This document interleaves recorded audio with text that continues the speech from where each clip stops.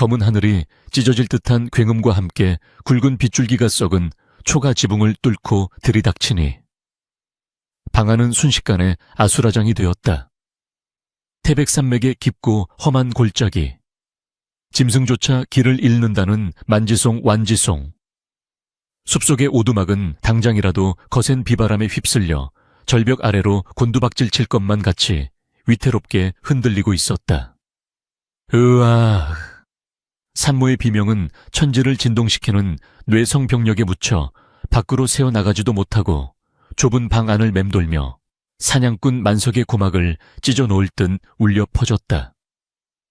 만석은 덜덜 떨리는 손으로 문고리를 부여잡고 미친 듯이 요동치는 문짝과 사투를 벌이며 혹여나 문이 뜯겨나가 비바람이 산모에게 들이칠까 노심초사하고 있었다. 조금만 더 힘을 내시오. 아이 머리가 보이오. 만석은 공포에 질린 목소리로 소리쳤지만 그의 외침은 다시 한번 콰르릉 꽝하고 내리꽂히는 번개 소리에 무참히 삼켜졌다. 하늘이 놓아여 이 땅을 쓸어버리려는 듯. 폭우는 단순한 비가 아니라 마치 하늘에서 쏟아붓는 돌덩이처럼 지붕을 때려댔다. 산파도 없이 홀로 아이를 받아내야 하는 만석의 등줄기에는 식은땀이 빗물과 섞여 흘러내렸고 피칠갑이 된 아내 월임의 하체는 붉은색으로 물들어 생명과 죽음이 교차하는 처절한 광경을 연출하고 있었다. 월임은 혼절할 듯한 고통 속에서도 치아를 악물어 부러질 듯한 소리를 내며 마지막 젖먹던 힘을 짜내고 있었는데 그녀의 손톱이 방바닥의 돗자리를 긁어 다 찢어밟길 지경이었다. 밖에서는 아름들이 소나무가 강풍을 이기지 못하고 우지끈 부러지는 소리가 들려왔고 그 소리는 마치 거대한 짐승의 뼈가 으스러지는 소리와 흡사하여 만석의 오금을 저리게 했다. 하늘이시여, 제발 이 가련한 목숨을 살려주소서. 삼신할미시여. 만석은 피가 역류하는 듯한 긴장감 속에서 울부짖었으나 하늘은 그의 간절한 기도를 비웃기라도 하듯 더욱 거친 돌풍을 몰아와 오두막의 석가래를 위협했다. 바로 그때 월임의 단말마와 같은 비명과 함께 묵직한 무엇인가가 세상 밖으로 미끄러져 나왔다. 그 순간 기이하시오, 기이하고도 믿을 수 없는 일이 벌어졌으니 갓 태어난 핏덩이가 터뜨린 첫 울음소리였다. 은계마 하는 여느 아기의 울음이 아니었다. 그것은 마치 깊은 동굴 속에서 잠자던 용이 깨어나 포효하는 듯 혹은 천년 묵은 호랑이가 산 정상을 향해 내지르는 엄숙한 호령과도 같이 굵고 웅장하여 듣는 이의 간담을 서늘하게 만드는 소리였다. 아이의 울음소리가 터져 나오자마자 거짓말처럼 정말이지 귀신에 홀린 듯이 천지를 뒤흔들던 비바람이 딱 멈추었다. 방금 전까지 세상을 집어삼킬 듯 몰아치던 폭풍우가 아이의 일갈에 겁을 먹고 도망친 것처럼 밖은 순식간에 적막강산으로 변해버렸다. 지붕을 때리던 빗소리도, 문을 흔들던 바람소리도, 숲을 울리던 천둥소리도 모두 사라지고 오직 갓 태어난 아이의 쩌렁쩌렁한 울음소리만이 고요한 밤하늘을 독차지하며 메아리쳤다. 만석은 탯줄을 자르려던 칼을 든 채 멍하니 굳어버렸고 고통에 몸부림치던 월임조차 그 기이한 정적에 놀라 거친 숨을 몰아쉬며 아이를 바라보았다. 정막은 오래가지 않았다. 밖에서 무언가가 다가오는 소리가 들렸다. 그것은 사람이 걷는 소리가 아니었다. 젖은 낙엽을 밟는 묵직하고 은밀한 발소리. 땅의 진동이 방바닥을 통해 만석의 무릎으로 전해져 왔다. 쿵, 쿵, 쿵. 한 발짝 내디딜 때마다 오두막 전체가 미세하게 울렸고 그 무게감은 실로 엄청난 것이어서 만석은 본능적으로 사냥용 창을 찾으려 했으나 몸이 마비된 듯 움직이지 않았다. 문틈으로 뿜어져 들어오는 서늘한 냉기와 함께 비릿하면서도 묘하게 향기로운 짐승의 냄새가 코끝을 찔렀다. 여보, 저게 무슨... 월임이 쉰 목소리로 속삭이며 아이를 가슴팍으로 끌어안았다. 만석은 입에 검지손가락을 대며 침묵을 지시했으나 그의 눈동자는 공포로 심하게 흔들리고 있었다.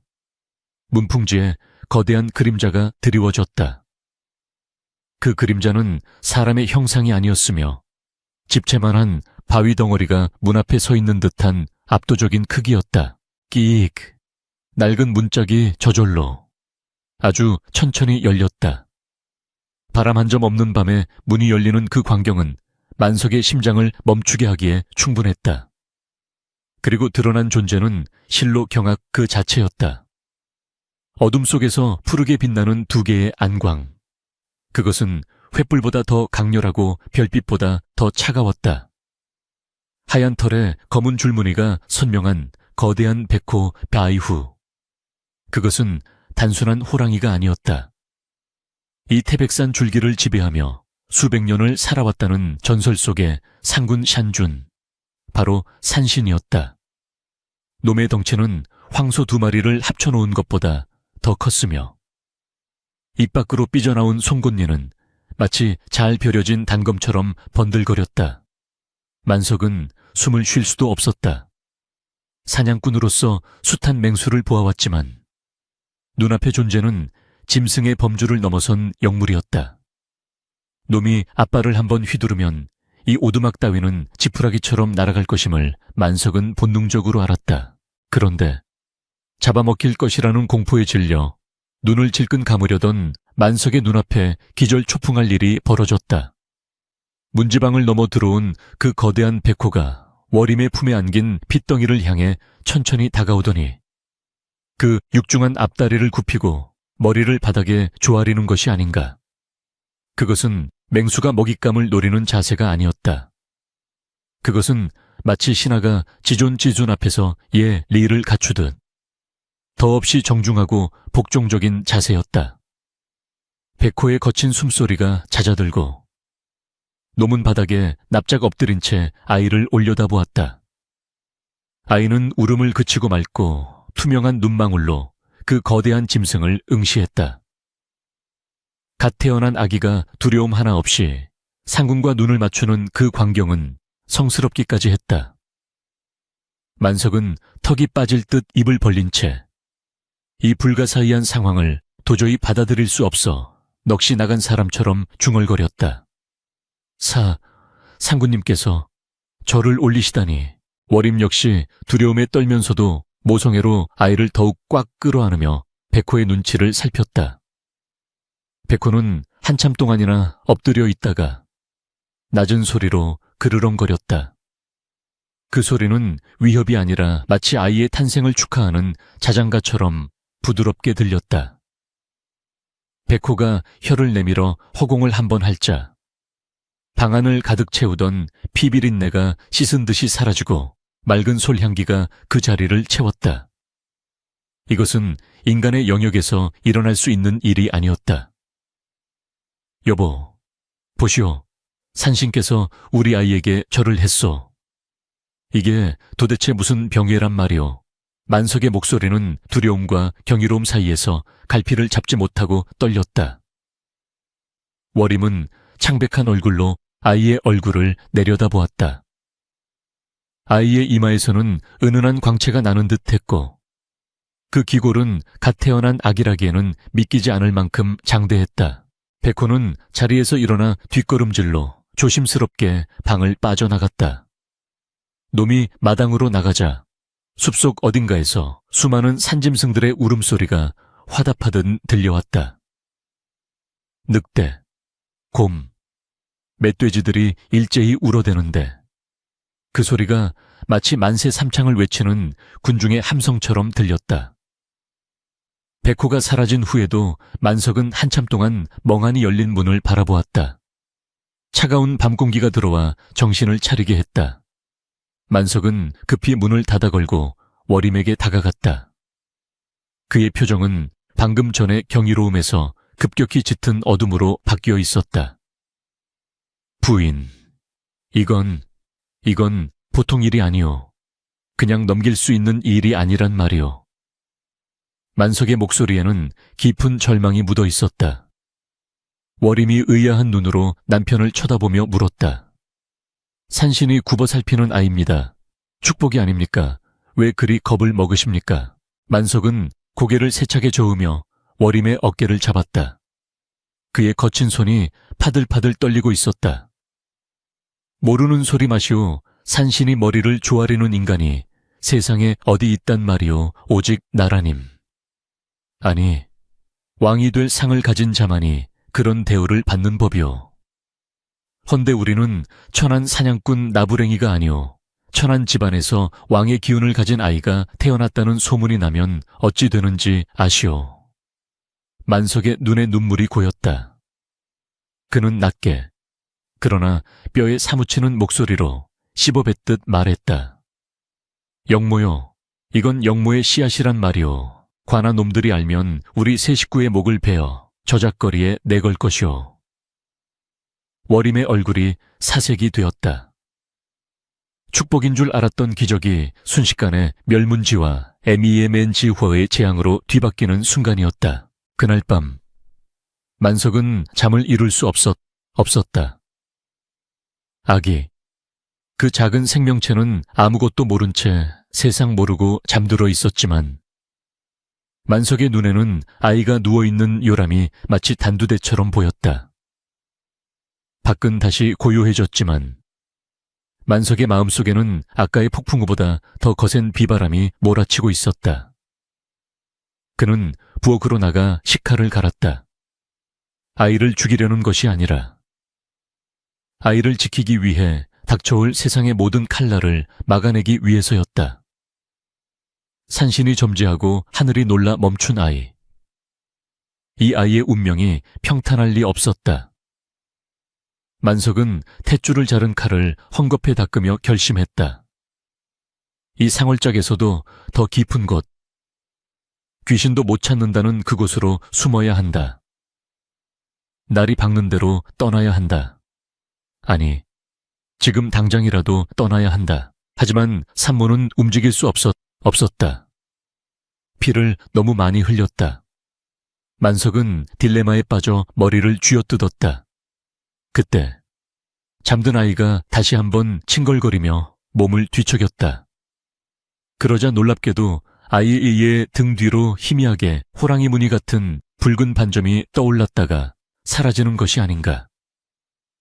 만석은 헛것을 본 것인가 싶어 눈을 비볐지만 그것은 분명했다. 호랑이의 가호를 받고 태어난 아이. 아가, 네가 정녕 이 아비에게 복이더냐? 아니면 우리 모두를 집어삼킬 화근이더냐? 만석의 한숨이 깊은 밤공기 속으로 흩어졌다. 먼동이 트기 전 새벽에 푸르스름한 빛이 창호지에 스며들 때 밖에서는 인기척이 들려왔다. 이번에는 짐승이 아니었다. 쇠붙이가 부딪히는 소리, 그리고 사람들의 웅성거림. 이 근처다. 어젯밤 그 괴이한 빛과 소리가 난 곳이 분명 이쪽이다. 관군에 수색되었다. 만석의 심장이 덜컥 내려앉았다. 벌써 소문이 퍼진 것인가? 아니면 어젯밤의 천지개벽을 보고 관상감에서 사람을 보낸 것인가? 어느 쪽이든 좋지 않았다. 만석은 자는 척하고 있는 월임을 흔들어 깨웠다. 부인, 일어나시오. 놈들이 왔소. 아이를 안고 뒷문으로 뛰시오. 월임은 고통스러운 신음과 함께 몸을 일으켰다. 갓 낳은 몸으로 뛰는 것은 자살 행위나 다름없었지만 잡히면 셋 다 죽은 목숨이었다. 만석은 벽에 걸린 활과 화살통을 둘러매고 낡은 도끼를 허리춤에 찼다. 문 밖에서 누군가가 대문을 걷어차는 소리가 들렸다. 안에 누구 있느냐 썩 나오지 못할까? 포졸의 고함 소리가 정적을 깼다. 만석은 월임의 손을 잡고 뒷문 쪽으로 달렸다. 이제부터 시작될 길고 긴 도망자의 삶. 피비린내 나는 운명의 서막이 올랐음을 알리는 차가운 새벽바람이 그들의 뺨을 때렸다. 뒷문이 삐거덕거리는 소리와 함께 만석이 거칠게 발길질을 해 삭은 판자를 떼어내자 훅 하고 차가운 새벽 안개가 얼굴을 덮쳤다. 뒤쪽 산비탈은 사람이 다니는 길이 아니라 멧돼지나 오소리 같은 산짐승들이나 다니는 거친 덤불 숲이었다. 어피시오 여서 만석은 다급하게 등을 내밀었지만 월임은 고개를 가로저으며 품에 안긴 아이를 더욱 단단히 추스르고는 이를 악물고 일어섰다. 제가 업히면 당신 걸음이 느려집니다. 셋 다 죽어요. 저는 걸을 수 있습니다. 아니, 기어서라도 가야 합니다. 월임의 눈빛은 이미 평범한 안악의 것이 아니었다. 제 새끼를 지키려는 어미, 늑대의 형형한 안광이 서려 있었다. 만석은 더 이상 지체할 시간이 없음을 깨닫고 앞장서서 가시덤불을 낫으로 쳐내며 길을 만들기 시작했다. 등 뒤에서는 쾅하고 대문이 박살나는 소리와 함께 이놈들 어디로 쥐새끼처럼 숨었느냐 하는 포졸들의 고함 소리가 들려왔다. 그 소리는 마치 저승사자의 부름처럼 소름 끼치게 다가왔으나 두 사람은 뒤를 돌아볼 겨를도 없이 젖은 낙엽 미끄러운 비탈길을 네 발로 기어오르듯 내달렸다. 관아의 형암 조용관은 새벽부터 불려온 무당의 작두 타는 소리에 머리가 지끈거렸다. 관아 앞마당에는 오색 깃발이 나부끼고 접신한 무당이 희번덕거리는 눈으로 칼을 휘두르며 공수신탕을 내리고 있었다. 큰일 났네.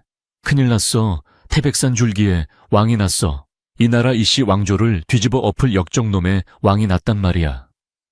무당의 목소리는 쇳소리가 섞여 기괴하기 짝이 없었고 그 말을 들은 조영관의 얼굴은 흑빛으로 변해버렸다. 왕기가 서린 아이가 태어났다는 것은 곧 지금의 왕에게는 영모의 씨앗이요. 그 관할 지역을 다스리는 형암인 자신에게는 멸문지화를 의미했다. 만약 이 사실이 조정에 알려지기라도 한다면 역적을 미리 방비하지 못했다는 죄목으로 자신의 목부터 날아갈 것이 뻔했다.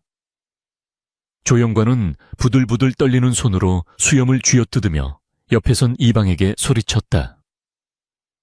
들었느냐? 당장 군사들을 풀어라. 산을 이 잡듯이 뒤져서라도 갓 태어난 핏덩이를 찾아내야 한다.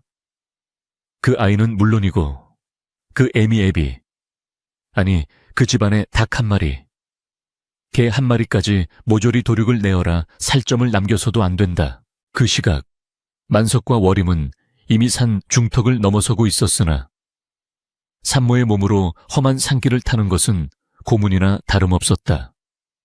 월임의 하얀 버선은 이미 피와 진흙으로 범벅이 되어 형체를 알아볼 수 없었고 치마폭 아래로 붉은 선혈이 뚝뚝 떨어져 지나온 길에 핏자국을 남기고 있었다. 만석은 그 핏자국이 추격자들에게 이정표가 될 것임을 알기에 가슴이 타들어갔다. 그는 잠시 멈춰 서서 품 안에서 마른 흙을 꺼내 핏자국을 덮고 나뭇가지를 꺾어 발자국을 지우며 이동했다. 여보, 아이가 너무 조용합니다. 월임이 거친 숨을 몰아쉬며 불안한 듯 속삭였다. 보통의 아기라면 배가 고프거나 불편하여 자지러지게 울었을 터인데 이 아이는 태어날 때의 그 우렁찬 호령 이후로 단 한 번도 칭얼대지 않고 어미의 품에서 눈만 껌벅이고 있었다. 만석이 다가가 아이를 들여다보니 아이는 마치 지금의 상황을 모두 이해하고 있다는 듯 그 맑고 깊은 눈으로 만석을 빤히 응시했다. 그 눈빛은 두려움을 없애주는 묘한 힘이 있었으나 동시에 만석에게 말할 수 없는 죄책감을 안겨주었다. 놈들이 냄새를 맡았습니다. 사냥개들입니다. 만석의 귀에 멀리서 개 짖는 소리가 들려왔다. 관아에서 사냥개를 풀었다는 것은 살려둘 생각이 없다는 뜻이었다.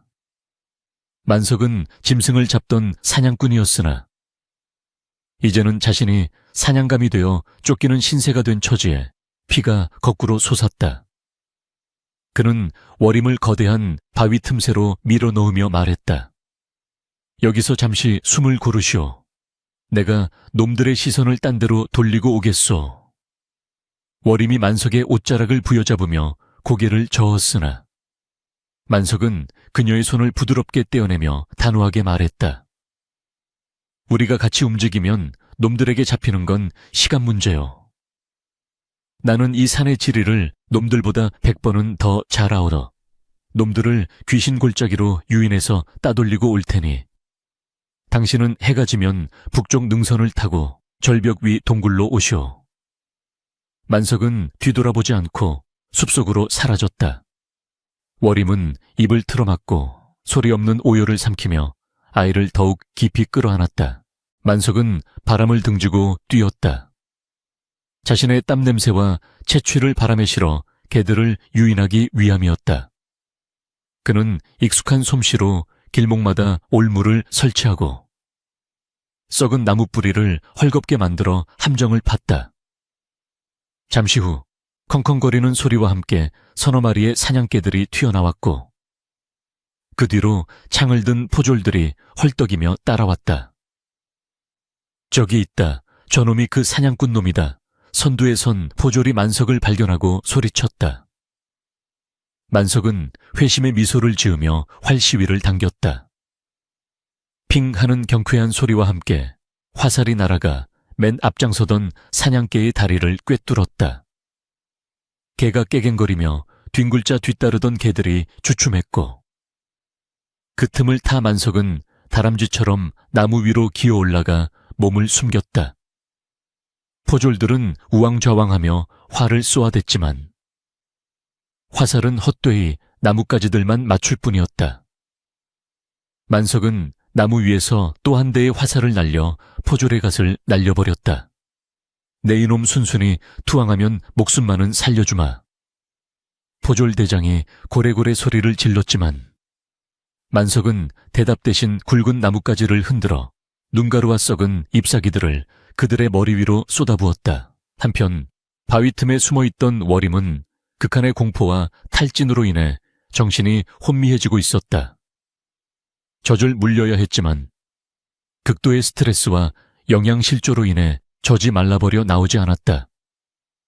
아이가 배고픔에 입술을 오물거리며 빈 젖꼭지를 빨아대자 워림의 가슴은 찢어지는 듯 아팠다. 아가, 미안하다. 이 애미가 죄가 많아 너에게 줄 것이 없구나. 워림은 눈물을 흘리며 주변을 둘러보았으나 먹을 것이라고는 차가운 돌덩이와 마른 풀뿐이었다. 그때 아이가 미약하게 낑낑거리는 소리를 냈다. 배고픔을 참다 못한 신호였다. 이 소리가 새어나가면 근처를 수색하던 병사들에게 들킬 수도 있었다. 워림은 순간적인 결단을 내렸다. 그녀는 떨리는 손으로 자신의 검지손가락을 입으로 가져갔다. 우드득 끔찍한 소리와 함께 그녀는 자신의 손가락을 세게 깨물어 살점을 찢었다. 붉고 비릿한 선혈이 솟구쳐 올랐다. 워림은 피가 흐르는 손가락을 아이의 입에 물렸다. 아이는 본능적으로 따뜻한 액체를 빨아먹기 시작했다. 애미의 피로 자식의 배를 채우는 하늘도 눈감아버릴 처절한 수유, 쇼우루였다. 해가 뉘엿뉘엿 넘어가고 산속에 짙은 어둠이 깔릴 무렵 만석은 추격대 절반을 낭떠러지 쪽으로 유인하여 따돌리고 나머지 절반과는 목숨을 건 육탄전을 벌이고 있었다. 화살은 이미 다 떨어졌고 손에 든 것은 이가 빠진 낡은 도끼 한 자루뿐이었다. 독한 놈, 이놈이 광군을 상대로 이렇게 버티다니. 포졸 2명이 피투성이가 되어 쓰러져 있었고 나머지 셋이 만석을 포위하고 씩씩거렸다.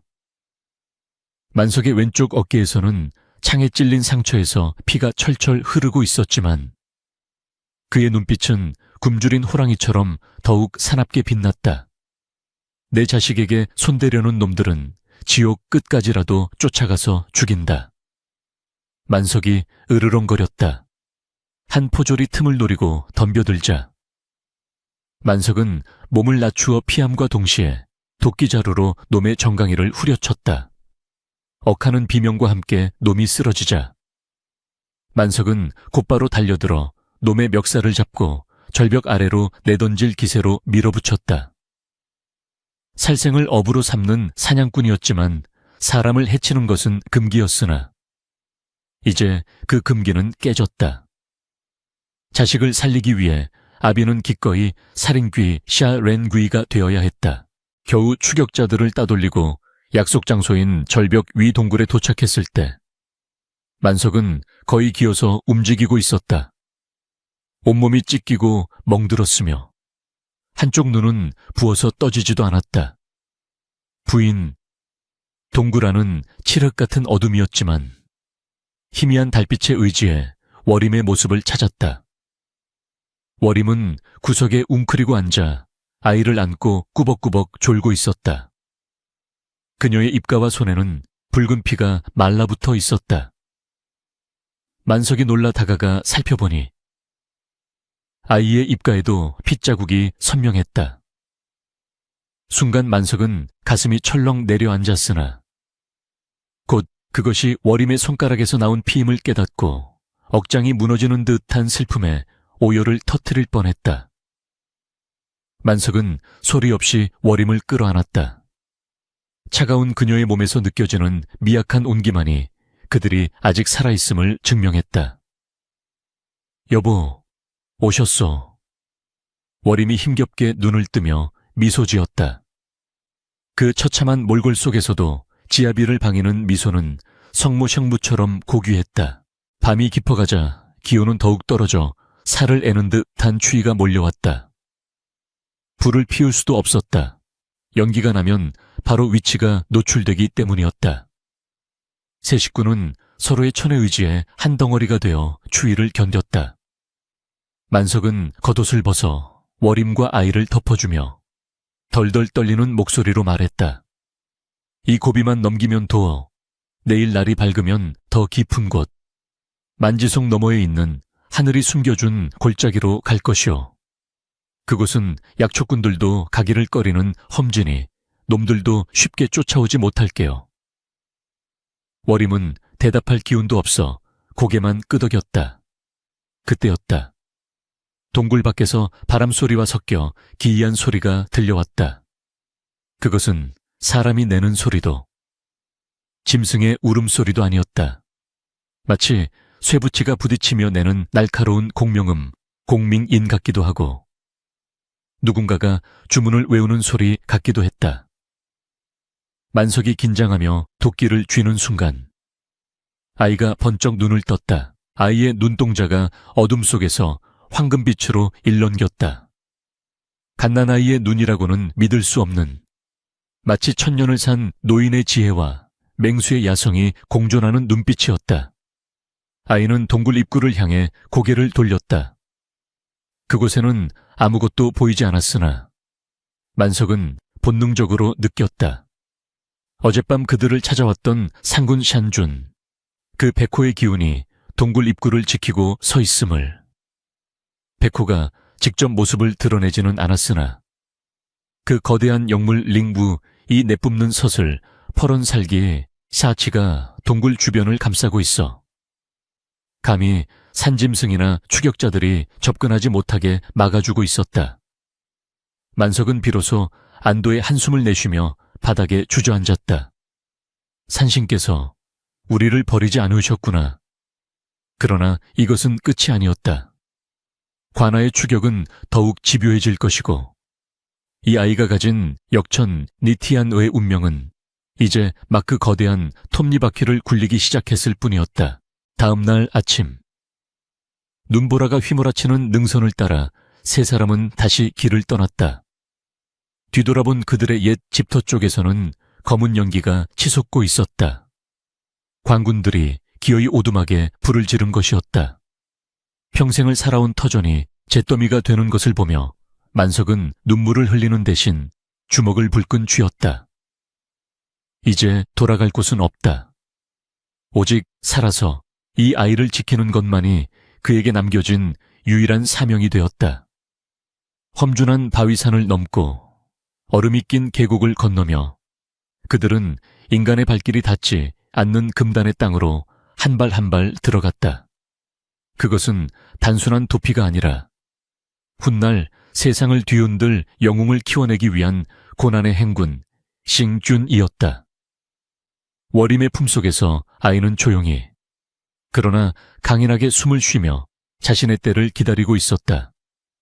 눈보라 속으로 사라지는 그들의 뒷모습 위로 거대한 호랑이 구름 형상이 하늘을 뒤덮으며 마치 그들을 호위하듯 따라가고 있었다. 세월의 흐름은 유수 류슈이와 같다 하였으나 세상과 단절된 채 구름도 쉬어간다는 천혜의 요새, 천장골, 티안, 창구에서의 시간은 밖과는 다르게 흘러갔다. 십수년의 세월이 흐르는 동안 강부에 쌓여 목숨을 부지했던 핏덩이는 어느새 산천초목을 호령하는 거구의 소년으로 성장해 있었다. 소년의 이름은 강창이라 불렸는데 그 기골은 실로 장대하여 15의 나이에 이미 팔척 장신의 키를 훌쩍 넘겼으며 어깨는 떡 벌어진 바위처럼 단단하고 팔뚝은 웬만한 성인 남자의 허벅지보다 굵었다. 그가 발을 내디딜 때마다 땅이 울렸고 그가 숨을 들이쉴 때마다 숲의 공기가 요동쳤으니 이는 인간의 육체라기보다는 산신의 현신이라 해도 믿을 정도였다. 산속의 맹수들조차 강이 나타나면 슬금슬금 꼬리를 내리고 자리를 피했으니 그는 명실상부한 이 골짜기의 지배자였다. 하지만 정작 강은 자신의 힘이 어디서 유래했는지 왜 부모가 사람들의 눈을 피해 이 짐승 같은 삶을 살아야 하는지 알지 못한 채 가슴 한구석에 채워지지 않는 갈증을 품고 살아가고 있었다. 어느 늦가을 서리가 내리기 시작한 숲속에서 강은 아름드리 참나무를 뿌리째 뽑아 땔감을 마련하고 있었다. 보통 사람이라면 도끼질로 반나절은 걸릴 일을 그는 맨손으로 단숨에 해치우고 있었는데 그 모습을 지켜보던 아비 만석의 눈에는 자부심보다는 깊은 수심과 두려움이 서려 있었다. 만석은 이제 허리가 굽고 머리가 하얗게 센 노인이 되어 있었다. 아버님, 이 너머 세상에는 정말로 사람을 잡아먹는 귀신들이 산단 말입니까? 어찌하여 우리는 단 한 번도 산 아래로 내려가지 못하는 것입니까? 강이 거대한 나무 토막을 어깨에 짊어지며 물었다. 그의 목소리는 동굴의 울림처럼 묵직했다. 만석은 시선을 피하며 떨리는 손으로 담뱃대만 만지작거렸다. 세상은 이곳보다 더 험한 곳이다. 네가 가진 그 힘은 밖으로 나가는 순간 너를 죽이는 칼이 될 게다. 내 말을 명심해라. 절대 이 골짜기를 벗어나서는 안 된다. 만석의 대답은 언제나 같았다. 강은 답답함에 가슴을 치며 하늘을 올려다보았다. 저 높이 날아가는 매처럼 자유롭고 싶었으나 보이지 않는 족쇄가 그의 발목을 잡고 있는 듯했다. 그러던 어느 날 강은 약초를 캐러 평소에는 잘 가지 않는 험준한 절벽 쪽인 귀곡의 구이쿠야로 향했다. 그곳은 바람소리가 귀신 울음소리 같다고 하여 붙여진 이름으로 발을 헛디디면 천길 낭떠러지로 떨어지는 위험한 곳이었다. 강이 절벽 근처에 다다랐을 때 바람소리에 섞여 희미한 비명소리가 들려왔다. 사람 살려 누구 없소 짐승의 소리가 아닌 분명한 사람의 말소리였다. 강은 호기심과 긴장감이 동시에 치솟는 것을 느끼며 소리가 난 곳으로 비호처럼 내달렸다. 절벽 끝에 도착한 강이 눈에 믿을 수 없는 광경이 들어왔다. 하얀 수염을 길게 늘어뜨린 노인 하나가 절벽 중간에 자라난 희귀한 산삼을 캐려다 밧줄이 끊어지는 바람에 썩은 소나무 뿌리 하나를 간신히 부여잡고 매달려 있었던 것이다. 엎친 데 덮친 격으로 노인의 무게를 이기지 못한 바위들이 우르릉 소리를 내며 무너져 내리기 시작했다. 집채만한 바위 덩어리가 노인의 머리 위로 떨어지려는 절체절명의 순간이었다. 그 찰나의 순간 강이 몸속 깊은 곳에서 뜨거운 기운이 용암처럼 솟구쳐 올랐다. 생각할 겨를도 없이 강은 절벽을 향해 천둥 같은 고함을 내질렀다. 멈춰라, 단순한 고함이 아니었다. 그것은 대기를 찍고 공간을 뒤흔드는 파동보동이었다. 강이 입에서 터져나온 기압 소리는 물리적인 충격파가 되어 떨어지던 바위들을 공중에서 강타했다. 쾅! 믿을 수 없게도 수톤에 달하는 바위 덩어리가 강의 목소리에 맞아 산산조각이 나며 가루가 되어 흩날렸다. 무너져 내리던 흙더미조차 그 위압적인 기세에 눌려 순간적으로 멈칫했다. 그 기이한 정적의 틈을 타 강은 절벽을 박차고 날아올랐다. 허공을 가르는 그의 몸놀림은 육중한 덩치와는 어울리지 않게 깃털처럼 가벼웠다. 강은 한 손으로 노인의 뒷덜미를 낚아채고 다른 한 손으로는 절벽의 암벽을 손가락으로 뚫어 지지대 삼아 착지했다. 어르신, 괜찮으십니까? 강이 노인을 땅에 내려놓으며 물었다. 죽음의 문턱에서 살아 돌아온 노인은 사시나무 떨듯 몸을 떨며 눈앞의 거인을 올려다보았다. 노인의 이름은 운곡 윤구 선생. 조정에서 쫓겨나 초야에 묻혀 사는 낙향 선비이자 당대 최고의 관상가였다. 운곡은 자신의 목숨을 구한 이 소년의 범상치 않은 외모에 넋을 잃었다. 칠흑 같은 머리카락, 떡 벌어진 어깨, 그리고 무엇보다 그 눈동자. 소년의 눈 속에는 두 개의 동공, 즉 제왕의 상징이라 일컬어지는 중동 중통의 기운이 은은하게 서려 있었다. 이럴 수가, 산속에 호랑이가 산다더니 이것은 호랑이가 아니라 잠룡 첸롱이 아닌가. 운곡은 전율했다. 방금 전 고함 한 번으로 산사태를 멈춘 능력은 무공. 우공을 넘어선 천부적인 패기, 바치였다. 운곡은 옴매무새를 가다듬고 강에게 정중히 물었다. 소생을 살려주셔서 고맙소. 헌데 이 깊은 산중에 도대체 댁 같은 장사가 어찌 숨어 지낸단 말이오. 강은 낯선 이와의 대화가 처음이라 어색해하며 머리를 긁적였다. 부모님과 함께 삽니다. 헌데 어르신은 어찌하여 이 위험한 곳까지 오셨습니까? 강은 순수한 한 호기심으로 물었으나 운곡의 눈은 이미 강이 뒤에 숨겨진 비밀을 캐내고 있었다. 강은 다친 노인을 그냥 보낼 수 없어. 부모의 엄명을 어기고 그를 집으로 모시고 갔다.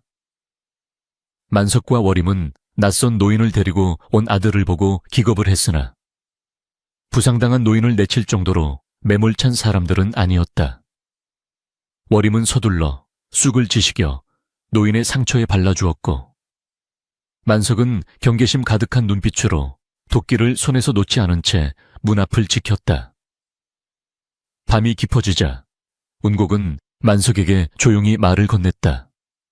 주인장, 내 눈은 속일 수 없소. 저 아이, 보통 아이가 아니오. 왕자의 왕차이를 타고났소. 어찌하여 천하를 호령할 그릇을 이 좁은 골짜기에 가두어 두시오. 만석의 얼굴이 흑빛이 되었다. 그는 자리를 박차고 일어나 삿대질을 했다. 헛소리 마시오. 우리 아이는 그저 상골무지렁이요. 치료가 끝났으면 당장 나가시오. 만석의 격렬한 반응에 운곡은 자신의 짐작이 맞았음을 확신했다. 그리고 동시에 가슴 깊은 곳에서 뜨거운 책임감을 느꼈다. 부패한 조정과 도탄에 빠진 백성을 구할 제목이 여기 숨어 있다는 사실에. 평생을 학문에 정진했으나 세상에 쓰임받지 못한 그의 선비 정신이 불타올랐다. 운곡은 물러서지 않고 만석의 눈을 똑바로 응시하며 말했다. 숨긴다고 숨겨질 기운이 아니오. 저 아이는 이미 낭중저투 낭종치주의요. 주머니 속의 송곳처럼 언젠가는 뚫고 나올 것이란 말이오.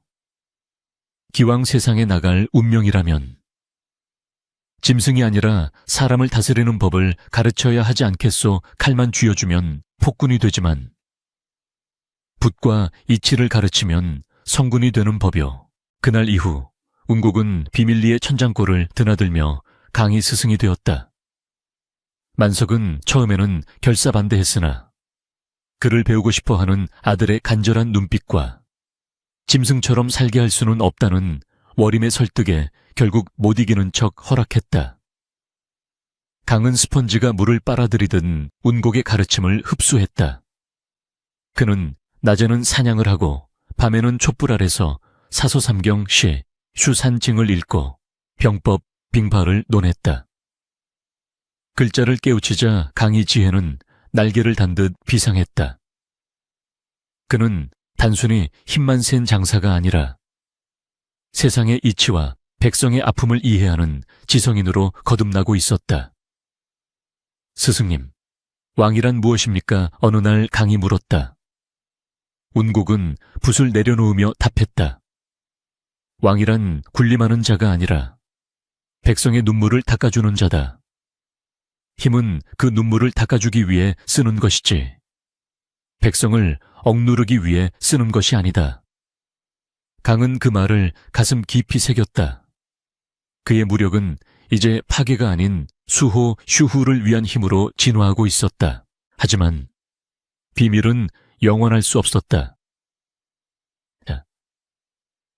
운곡의 잦은 산행은 꼬리를 밟히게 되었다. 관아의 첩자들과 현상금 사냥꾼들은 산삼을 캐러 다닌다는 핑계로 깊은 산속을 드나드는 늙은 선비의 행적을 수상히 여겼다. 특히 운곡이 장터에서 대량의 종이와 먹, 그리고 아이가 입을 비단 옷감을 사가는 것을 목격한 한 약재상은 그 사실을 관에 고발했다. 그 늙은이가 산속에 누군가를 숨겨두고 있는 게 틀림없습니다요. 호랑이 굴에 산다는 괴물에 대한 소문도 있지 않습니까? 형암 조영관의 귀가 번쩍 뜨였다. 15년 전 놓쳤던 그 역적의 씨앗이 뇌리를 스쳤다. 조영관은 음흉한 미소를 지으며 신복들을 불렀다. 그 늙은이의 뒤를 밟아라. 놈이 만나는 자가 누구인지, 그 은신처가 어디인지 낱낱이 파악해라. 만약 그 아이가 살아있다면 이번에야말로 씨를 말려버릴 것이다.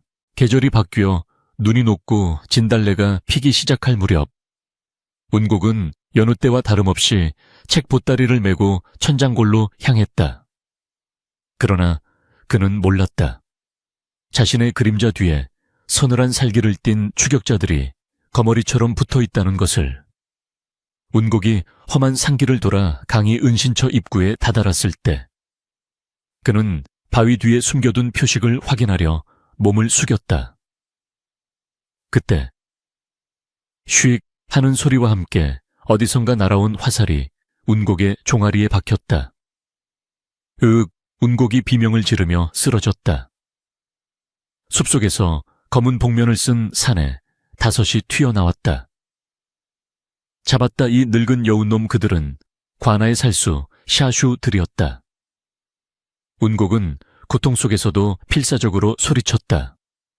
도망쳐라 강아 어서 피하거라 그의 외침은 메아리가 되어 골짜기로 퍼져나갔다.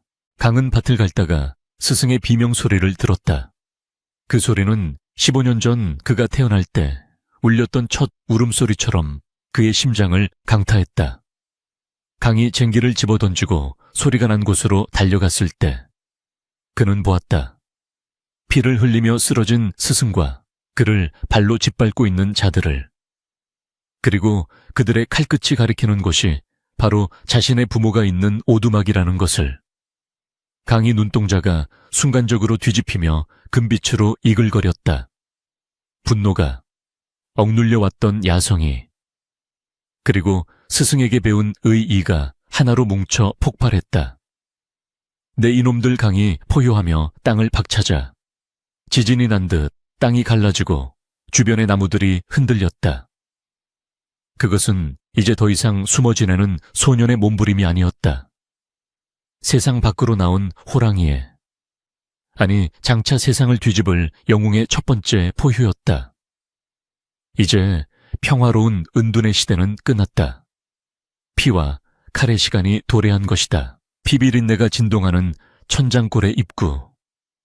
강이 내지른 포효는 단순한 고함이 아니라 수천 마리의 짐승이 동시에 울부짖는 듯한 살기, 샤치에를 품고 대기를 갈랐다.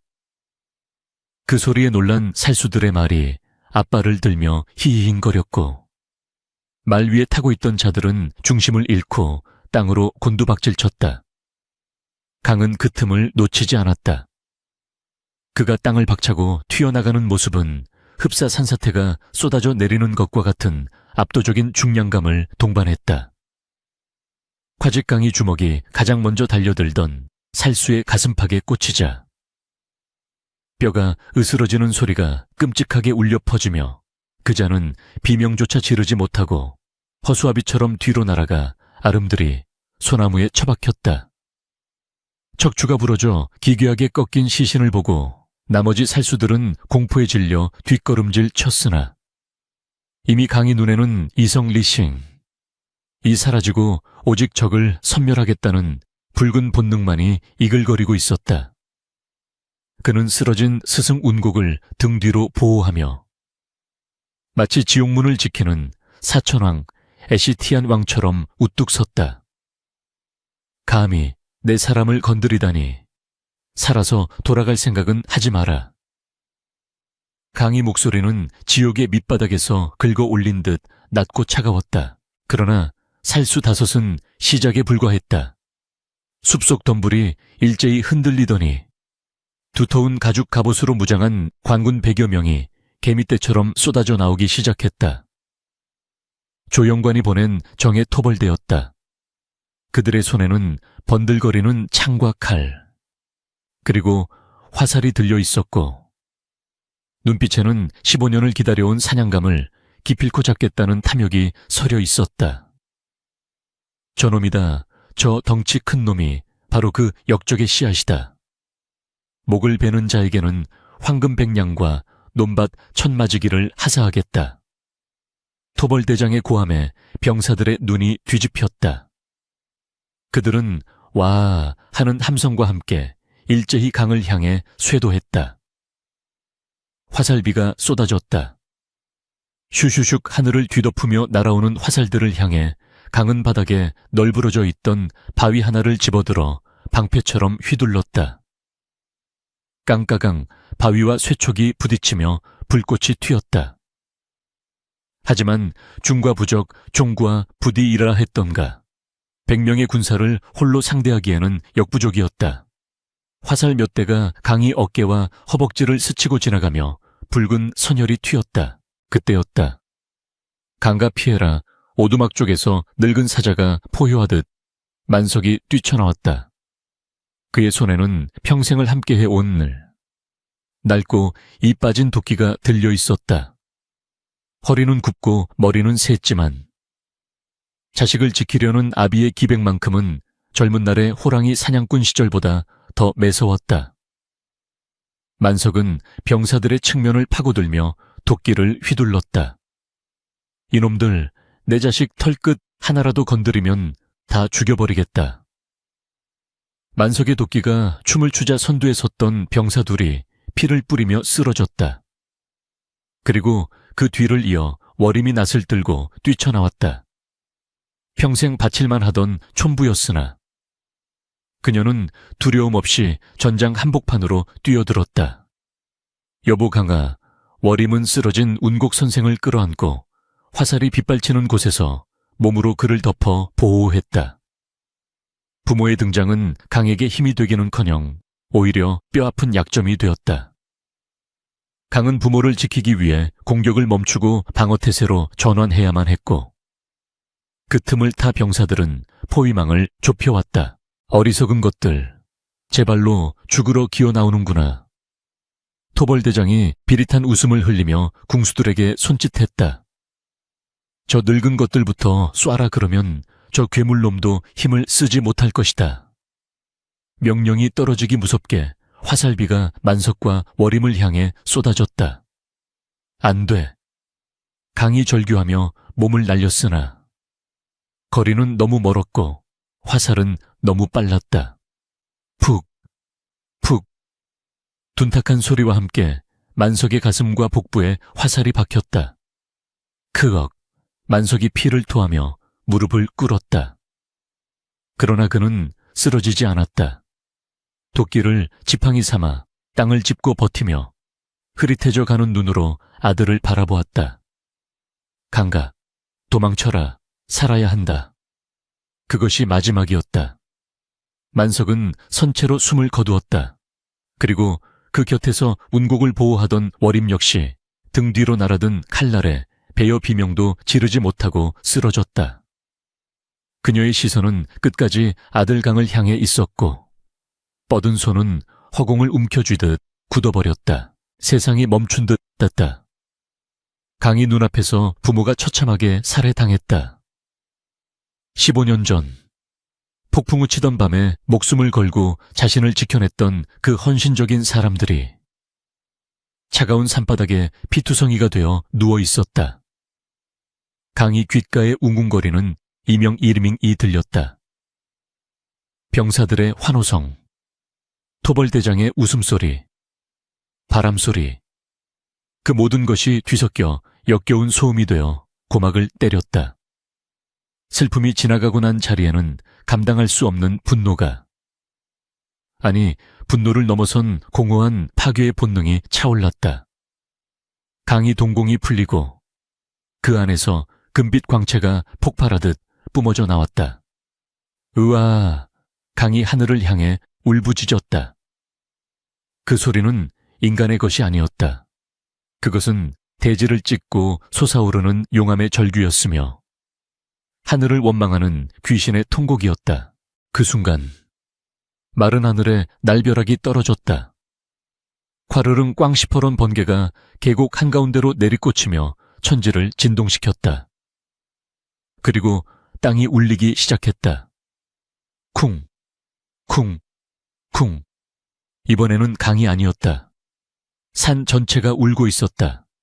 숲속의 나무들이 미친 듯이 흔들리더니 산등성이에서 검은 물결이 쏟아져 내려오기 시작했다. 늑대, 곰, 멧돼지, 독사, 심지어 하늘을 뒤덮은 까마귀 떼까지 천장골에 사는 모든 짐승들이 강이 비통한 울음소리에 응답하여 산을 내려오고 있었다. 그리고 그 짐승들의 무리 한가운데 15년 전 그날 밤처럼 거대한 그림자가 나타났다. 백호, 바이후, 산신의 모습을 드러낸 것이었다. 늙어서 털이 빠지고 상처투성이었지만 그 위용은 예전보다 더욱 서슬퍼랬다. 백호는 강에게 다가와 그의 피 묻은 손을 혀로 핥았다. 그것은 위로이자 동시에 허락이었다. 이제부터 이 산의 주인은 네가 되어 심판하라는 무언의 계시였다. 산신이다 괴물이다. 병사들이 공포에 질려 비명을 질렀다. 상황은 순식간에 역전되었다. 사냥꾼이 사냥감이 되는 순간이었다. 곰이 병사의 방패를 앞발로 찢어발기고 멧돼지가 대열을 들이받아 흩어놓았으며 까마귀 떼가 병사들의 눈을 쪼아댔다. 아비규환, 에이비자환의 지옥도가 펼쳐졌다. 그러나 가장 무서운 것은 짐승이 아니라 강이었다.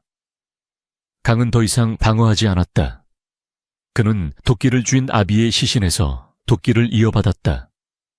피해는 피로 갚으리라. 강이 도끼를 휘두를 때마다 붉은 혈로 시에루가 열렸다. 그의 움직임은 춤을 추는 듯 유려했으나 그 결과는 참혹했다. 갑옷도, 투구도, 인간의 육체도 그의 괴력 앞에서는 종이장처럼 찢겨나갔다. 강은 단순히 적을 죽이는 것이 아니었다. 그는 부모를 앗아간 세상의 부조리함을, 힘없는 자를 짓밟는 권력의 오만함을 도끼날로 심판하고 있었다. 토벌대장은 말에서 떨어져 기어 도망치려 했다. 그의 다리는 공포로 마비되어 움직이지 않았고 바지는 오줌으로 축축하게 젖어 있었다. 살려줘. 나는 시키는 대로 했을 뿐이다. 제발. 대장이 애원하며 뒤를 돌아보았을 때 그의 눈에 들어온 것은 피칠갑을 한 채 거대한 귀신처럼 서 있는 강과 그 뒤에서 푸른 안광을 빛내고 있는 백호였다. 강은 대장의 멱살을 한 손으로 들어 올려 허공에 매달았다.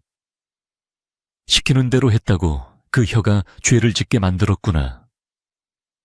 강은 차분하고 낮은 목소리로 말했다. 그것은 분노보다 더 무서운 단죄, 두한수유의 선언이었다. 너희가 짓밟은 것은 상골의 촌로가 아니다. 너희는 하늘을 짓밟았고 이 땅의 인륜을 짓밟았다. 그 죄, 죽음으로도 씻지 못할 것이다. 강은 손에 힘을 주었고 끔찍한 파열음과 함께 토벌대장의 목숨이 끊어졌다. 전투는, 아니 학살은 끝났다. 살아남은 병사는 단 한 명도 없었다. 계곡은 붉은 피로 강을 이루었고 시체들은 낙엽처럼 뒹굴었다. 짐승들은 조용히 물러가 숲속에서 이 처연한 광경을 지켜보았다. 강은 피 묻은 도끼를 떨어뜨리고 부모의 시신 앞으로 걸어가 무릎을 꿇었다. 아직 온기가 남아있는 어미의 손을 잡고 눈을 감지 못한 아비의 눈을 쓸어내려 감겨주었다. 아버지, 어머니, 불효자 강이 이제야 도리를 다했습니다. 그러나 너무 늦었습니다. 참았던 눈물이 뚝 터지듯 쏟아져 내렸다. 천하장사라 불리던 그였지만 부모의 죽음 앞에서는 그저 힘없는 아이에 불과했다. 그의 통곡 소리에 백호가 다가와 머리를 비볐고 살아남은 운곡 선생이 절뚝거리는 다리를 이끌고 다가와 강의 어깨에 손을 얹었다. 울어라. 실컷 울어라. 오늘 흘린 눈물이 훗날 백성의 눈물을 닦아줄 강물이 될 것이다. 밤이 깊도록 강은 부모의 곁을 지켰다. 차가운 달빛이 시체들이 널린 계곡을 비추었다. 강은 부모를 양지바른 언덕에 묻고 그 앞에 넓적한 바위를 세워 비석을 대신했다. 그리고 맹세했다. 다시는 소중한 것을 잃지 않겠노라고. 힘이 없어서, 권력이 없어서, 숨어 살아야 해서 당해야만 했던 이 비극을 다시는 되풀이하지 않겠노라고. 강이 일어섰을 때 그의 눈빛은 달라져 있었다. 소년의 순진함은 사라지고 고난을 겪어낸 자의 깊은 심연과 세상을 꿰뚫어 보는 제왕의 기품이 자리 잡고 있었다. 그는 더 이상 산속의 사냥꾼이 아니었다. 그는 이제 썩어빠진 조정을 도려내고 새로운 세상을 열어야 할 운명을 받아들인 왕관 없는 제왕이었다. 스승님, 강이 운곡을 불렀다. 예, 죽은 주준. 운곡은 처음으로 강을 주군이라 불렀다. 강은 피 묻은 옷을 털지 않은 채 산 아래 마을을 내려다보았다. 멀리 관아의 불빛이 희미하게 보였다.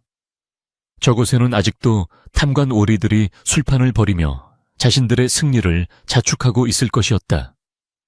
내려가겠습니다. 가서 그들의 죄를 묻고 이 잘못된 세상을 바로잡겠습니다. 강의 목소리에는 한치의 망설임도 없었다. 백호가 길을 안내하듯 앞장서서 걸었고 수많은 산짐승들이 그 뒤를 따랐다. 그것은 마치 새로운 왕의 행차와도 같았다. 죽음의 골짜기에서 부활한 영웅은 이제 전설이 되기 위해 산을 내려가고 있었다. 산바람이 불어와 피비린내를 씻어내고 먼동이 트기 시작하는 동쪽 하늘은 붉게 타오르고 있었다. 그것은 피의 복수를 예고하는 색이자 동시에 새로운 시대의 여명 리밍을 알리는 희망의 빛이었다. 피비린내 나는 사륙이 있었던 천장골의 밤이 지나고 강이 산을 내려와 마주한 세상은 지옥보다 더 참혹한 아비규환의 현장이었다. 산 아래 고을은 조영관에 가렴주고 캐리엔 주치우로 인해 성한 곳이 없었는데 백성들의 고혈을 짜내어 지은 관아의 기와집만이 번들거릴 뿐 민초들의 초가집은 썩은 지푸라기처럼 무너져 내리고 있었다. 길가에는 굶어 죽은 시신들이 거적에 덮여 방치되어 있었고 살아있는 자들의 눈에도 생기라고는 찾아볼 수 없이 오직 절망과 공포만이 가득 차 있었다. 강은 스승 운곡을 부축하며 마을 어귀에 들어섰다. 그의 옷은 아직 핏자국으로 얼룩져 있었고 손에는 아비의 도끼가 들려 있었으나 그에게서 뿜어져 나오는 기운은 살기가 아닌 묵직한 위로와 슬픔이었다. 마을 사람들은 거구의 사내와 늙은 선비의 등장에 겁을 먹고 뒷걸음질 쳤으나 강이 굶주려 쓰러진 아이에게 다가가 자신이 챙겨온 육포를 건네자 그 투박한 손길에서 느껴지는 온기의 멈칫하며 그를 주시하기 시작했다. 두려워 마시오. 우리는 당신들을 해하러 온 것이 아니오. 강의 목소리는 낮았으나 마을 전체에 울려 퍼질 만큼 깊은 울림이 있었다. 그 시각 형암 조영관은 관아 안채에서 기생들을 끼고 질펀한 술판을 벌이며 토벌대의 승전보만을 기다리고 있었다. 으하하, 지금쯤이면 그 역적놈의 목이 잘려오고 있겠구나. 내 그 목을 조정에 바치면 당상관 자리는 따놓은 당상이지. 조영관이 술잔을 높이 들며 호탕하게 웃었다. 그러나 그 웃음소리는 오래가지 못했다. 화당탕 육중한 관아의 대문이 마치 종잇장처럼 구겨지며 나라와 마당 한가운데 처박혔다. 먼지 구름 사이로 거대한 그림자가 걸어 들어왔다.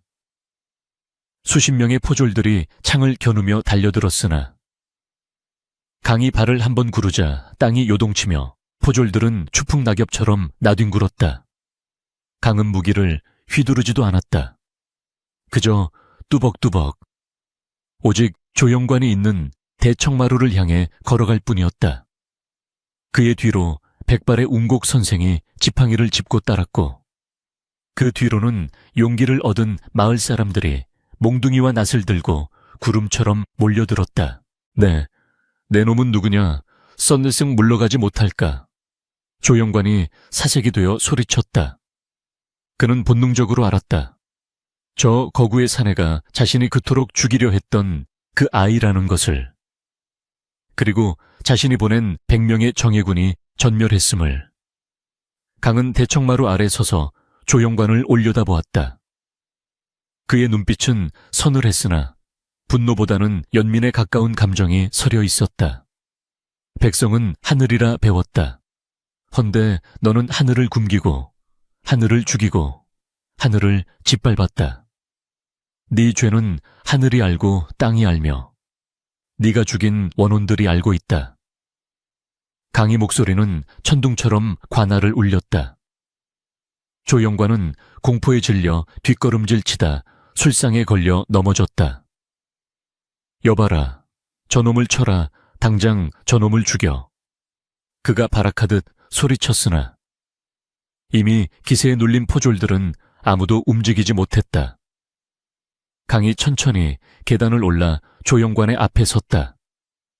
그림자가 조영관을 덮쳤다. 강은 도끼를 들어 올리는 대신 조영관의 관복깃을 한 손으로 잡고 그를 번쩍 들어 올려 관아 마당으로 내던졌다. 심판하라.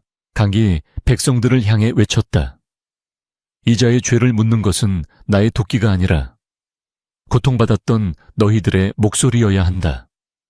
그 말이 떨어지기가 무섭게 억눌려왔던 민초들의 분노가 폭발했다. 사람들은 조영관에게 달려들어 그동안 쌓인 원한을 토해냈다. 돌팔 매질과 매질이 이어졌고 탐관오리의 비명소리가 처절하게 울려 퍼졌다. 그것은 단순한 폭력이 아니라 잘못된 세상을 바로잡으려는 민심의 심판이었다. 강은 그 모습을 묵묵히 지켜보았다. 그의 곁에 선 운곡이 조용히 말했다. 죽은, 보십시오. 이것이 바로 뒤집어진 세상이 제 자리를 찾는 모습입니다. 이제 이들은 죽은을 왕으로 모실 것입니다. 운곡의 말대로였다. 조영관이 처단되고 관아가 점령되자 사람들은 피 묻은 손을 닦을 생각도 하지 않고 강 앞에 무릎을 꿇었다. 장군님, 아니 임금님, 부디 저희를 다스려 주십시오. 저희를 살려 주십시오. 수천 명의 백성들이 강을 향해 절을 올리며 통곡했다. 그러나 강은 그들 위에 군림하려 하지 않았다. 그는 무릎 꿇은 노인과 아이들을 하나하나 일으켜 쓰며 말했다. 일어나시오. 나는 왕이 아니오. 나는 그저 산에서 내려온 사냥꾼이자 농부의 아들일 뿐이요. 왕은 궁궐에 있는 것이 아니라 바로 여러분의 땀방울 속에, 여러분의 밥그릇 속에 있는 것이요. 강은 왕관을 거부했다. 대신 그는 관아의 창고를 활짝 열어 썩어가는 곡식을 모두 나누어 주었다. 그리고 관아의 담장을 허물어 그 돌로 무너진 제방을 쌓고 옥사를 부수어 그 나무로 집없는 이들의 거처를 마련해 주었다. 그는 스스로 쟁기를 끌어 밭을 갈았고 도끼를 들어 땔감을 마련했다. 낮에는 백성들과 함께 땀 흘려 일하고 사흘 꿈을 쉬고 밤에는 운곡과 함께 마을 아이들에게 글을 가르쳤다. 왕이라 칭하지 않았으나 그의 말은 법보다 엄중했고 그의 행동은 성군 샹준호의 모범이 되었다. 소문은 발없는 말이 되어 천리밖 조정에까지 퍼졌다. 태백산 자락에 왕관 없는 임금이 나타나 백성을 구제하고 있다는 소식에 조정은 발칵 뒤집혔다. 조정에서는 수차례 토벌군을 보내고 회유책을 썼으나 험준한 산세와 백성들의 절대적인 지지, 그리고 무엇보다 강이라는 존재가 가진 압도적인 무력과 덕망 앞에 번번이 실패하고 돌아갈 수밖에 없었다. 강이 다스리는 고을은 어느새 산천국 애시안추안 고이라 불리는 거대한 자치구역이 되었다. 그곳에는 도둑이 없었고 굶어 죽는 자가 없었으며 억울한 자가 없었다. 부패한 관리들이 발을 붙이지 못하니 백성들의 삶은 날로 윤택해졌고 인근 고을의 백성들까지 보따리를 싸들고 강이 있는 곳으로 몰려들었다. 강은 그들을 모두 받아들여 함께 개간하고 함께 나누었다. 진정한 태평성대가 궁궐 밖 깊은 상골에서 꽃 피우고 있었다. 세월은 쏜살같이 흘러 수십 년이 지났다. 검은 머리 짐승 같았던 강도 어느덧 백발이 성성한 노인이 되었다. 그동안 스승 운곡은 천수를 누리고 편안히 눈을 감았으며 강은 스승의 유해를 양지바른 언덕에 묻어들였다. 강은 평생 혼인하지 않고 홀로 살며 마을의 큰 어른이자 아버지로 남았다. 어느 맑은 가을날 강은 지팡이를 짚고 홀로 산을 올랐다. 그가 향한 곳은 이제는 터만 남은 옛 오두막, 부모님이 묻혀 계신 그곳이었다. 늙은 몸을 이끌고 험한 산길을 오르는 것이 쉽지 않았으나 강의 발걸음은 마치 귀향하는 아이처럼 가벼웠다. 마침내 도착한 옛 집터에는 잡초가 무성했고 부모님의 무덤 앞에는 이름 모를 들꽃들이 흐드러지게 피어 있었다. 강은 그 앞에 주저앉아 거칠어진 손으로 비석을 쓰다듬었다. 아버지, 어머니, 강이 왔습니다.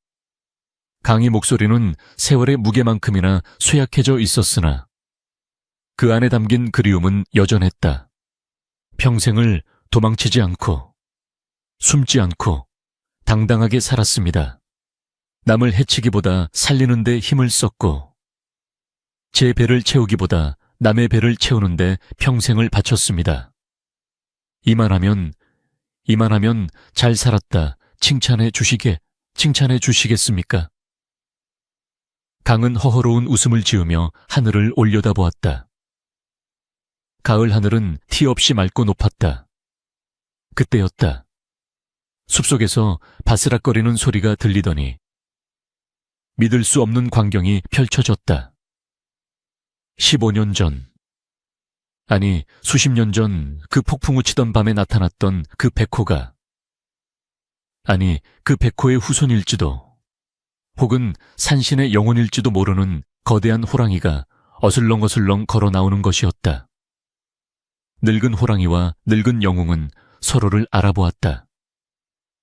호랑이는 위협적인 기세 없이 강에게 다가와 그 거친 혀로 강의 손등을 핥았다. 강은 호랑이의 목을 끌어안았다. 따뜻했다. 그것은 자연의 품이자 부모의 품이었고 그가 평생 지켜온 이 땅의 온기였다. 너도 많이 늙었구나.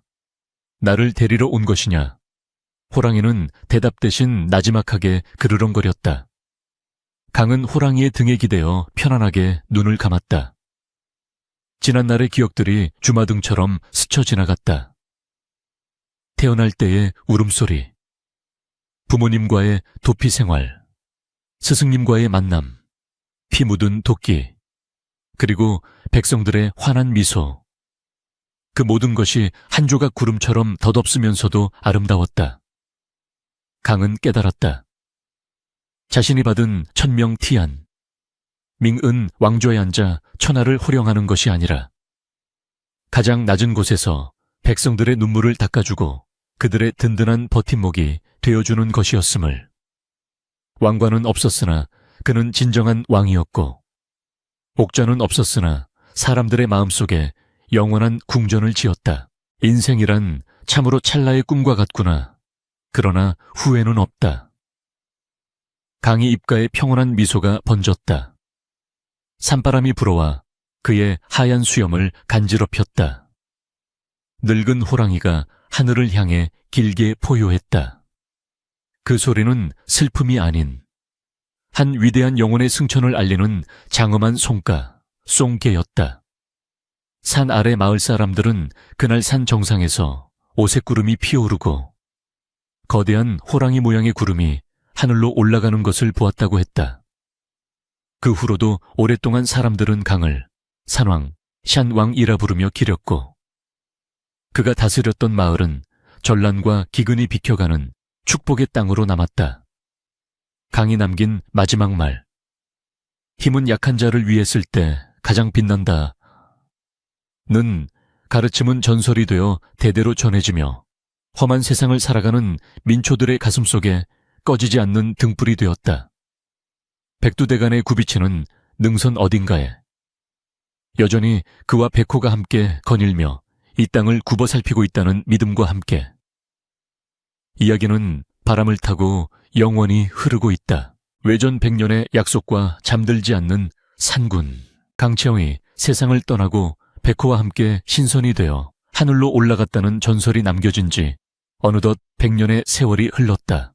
강이 다스리던 상골마을은 이제 천장촌 티안창춘이라 불리며 세상의 풍파와 전란에도 휩쓸리지 않는 신비로운 낙원, 낙유안으로 변모해 있었다. 조정의 권력이 수차례 바뀌고 왕조가 위태로워지는 난세 속에서도 이 마을만큼은 기이하게도 도적대가 침범하지 못하고 흉년이 들지 않아 사람들은 입을 모아 산신이 보살피는 땅이라 칭송했다. 마을 어귀에는 강이 부모를 위해 세웠던 그 거대한 바위가 여전히 자리를 지키고 있었는데 사람들은 그 바위를 장군석 장준시이라 부르며 매년 가을이면 핵곡식을 바치고 제사를 올렸다. 그러나 평화는 영원할 수 없는 법. 세속의 탐욕은 기어이 이 성스러운 땅을 넘보기 시작했다. 새로 부임한 관찰사 민대감은 탐욕스럽기가 이로 말할 데 없고 미신 따위는 믿지 않는 냉혈한이었다. 그는 천장촌이 세금을 내지 않고 독자적으로 살아간다는 보고를 받고는 대로하여 군사를 일으켰다. 산신 호랑이 장군 흥. 무지몽매한 백성들이 지어낸 헛소리일 뿐이다.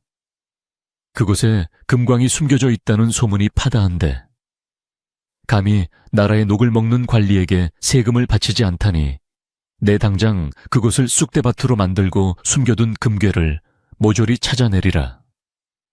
민대감은 정예 관군 500명을 이끌고 험준한 태백산 줄기를 거슬러 올라갔다. 마을 사람들은 관군이 쳐들어온다는 소식에도 동요하지 않았다. 100년 전 강이 남긴 유훈 이슌이 있었기 때문이었다.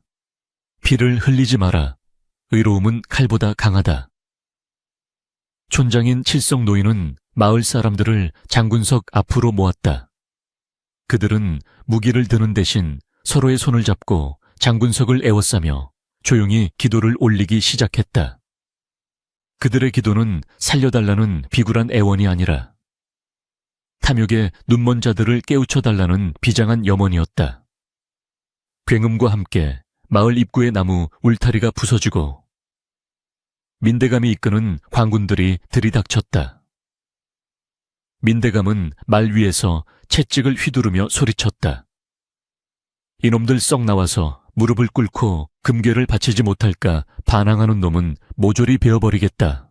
그러나 마을 사람들은 묵묵부답으로 기도만 올릴 뿐이었다. 그 고요함, 폭풍 전야와도 같은 그 기이한 정적에 오히려 광군들이 주춤거렸다. 민대감은 격분하여 칼을 뽑아들고 촌장 칠성에게 다가갔다. 내 놈이 우두머리냐, 내 칼맛을 봐야 정신을 차리겠구나. 민대감이 칼을 높이 쳐드는 순간 갑자기 맑던 하늘이 검게 변하며 먹구름이 소용돌이치기 시작했다. 100년 전 강이 태어나던 날처럼 거센 돌풍이 불어와 깃발을 찍고 병사들의 투구를 날려보냈다. 숲속의 나무들이 비명을 지르듯 흔들렸고 땅 밑에서부터 쿵쿵 하는 둔탁한 진동이 울려 퍼졌다. 이게 무슨 조화냐. 민대감이 당황하여 주위를 둘러보았다. 그때였다. 장군석 뒤편의 울창한 숲에서 안개가 피어오르더니 그 안개 속에서 형형한 2개의 불빛이 나타났다. 그것은 횃불이 아니었다. 푸르게 타오르는 거대한 눈동자였다. 크르르릉, 낮게 깔리는 짐승의 으르렁거림이 관군들의 심장을 얼어붙게 만들었다. 안개가 걷히면서 드러난 형체는 실로 공포 그 자체였다.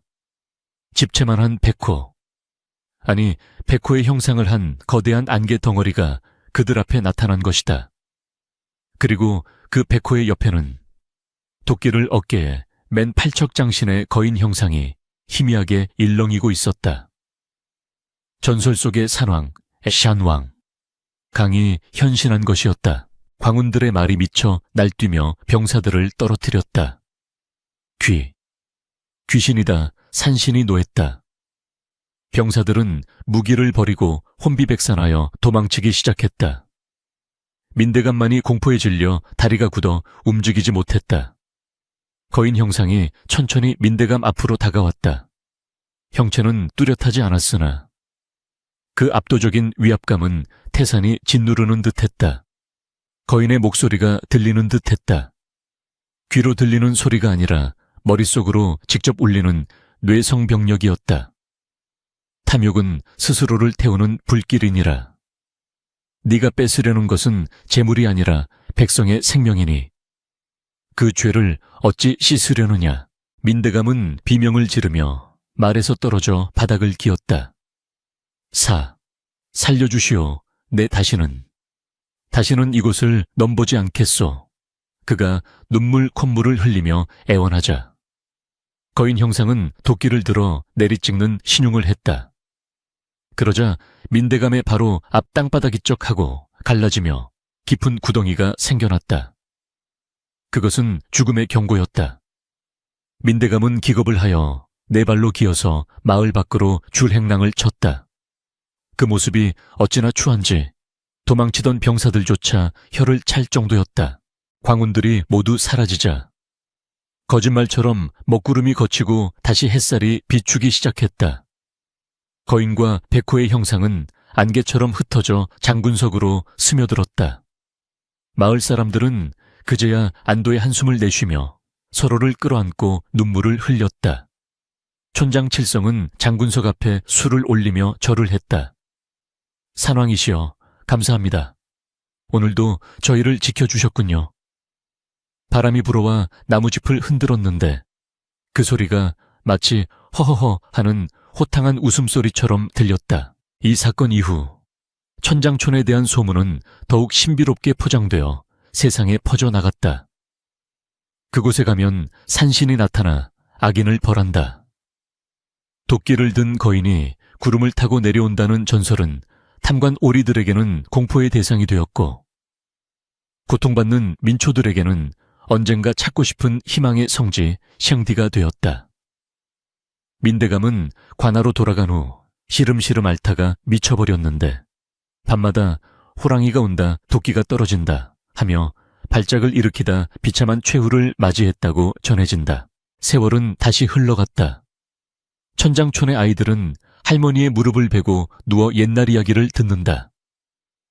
할머니, 그 사랑 할아버지는 정말로 하늘에서 내려왔어요.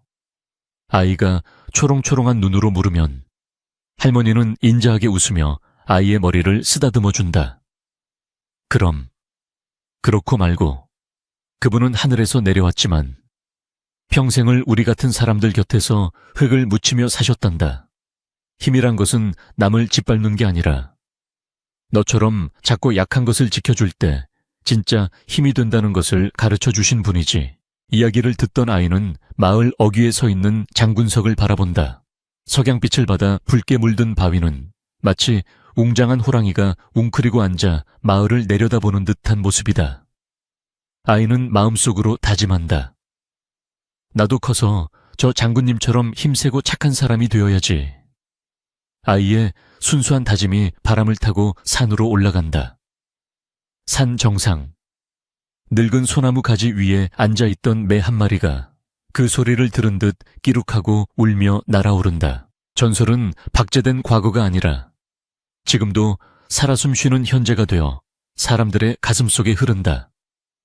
강이 남긴 위민 웨이민우의 정신과 호국 히우고귀의 기백은 천장촌을 넘어 온 나라로 퍼져나갔고 훗날 의병들이 일어날 때마다 백성들이 촛불을 들 때마다 그들의 마음속에는 언제나 도끼를 든 거인과 푸른 눈의 백호가 함께 달리고 있었다. 태백산 깊은 골짜기. 바람조차 쉬어가는 그곳에는 영원히 잠들지 않는 상운, 샨준이 있어. 이 땅의 정의가 무너지는 날이면 언제든 다시 천둥소리와 함께 깨어날 것이라는 믿음. 그것이 바로 강이 우리에게 남긴 끝나지 않